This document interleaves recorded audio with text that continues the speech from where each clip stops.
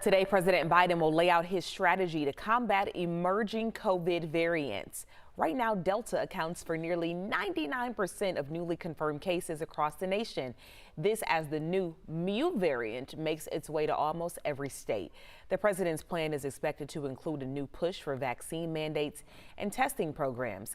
As we wait to hear more details on his plan to combat COVID, health experts at Emory University are explaining the differences between booster shots and third doses. Savannah Levins has the latest this morning. There is some confusion on the difference between the booster shot and the third dose, so this morning Emory officials are trying to clear it up.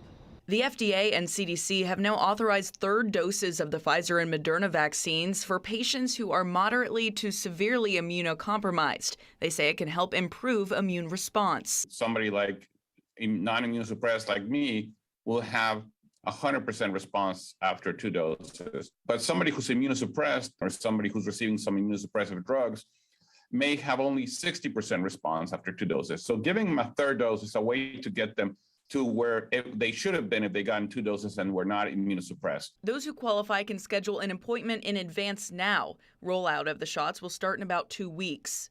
But the booster shot is different.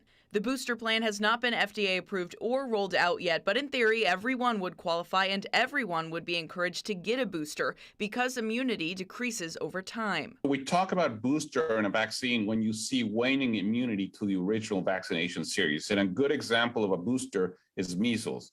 You give a booster of measles when the kids are entering school, and as the moment they became young adults, their waning immunity put them at risk. So you give a third dose then as a booster.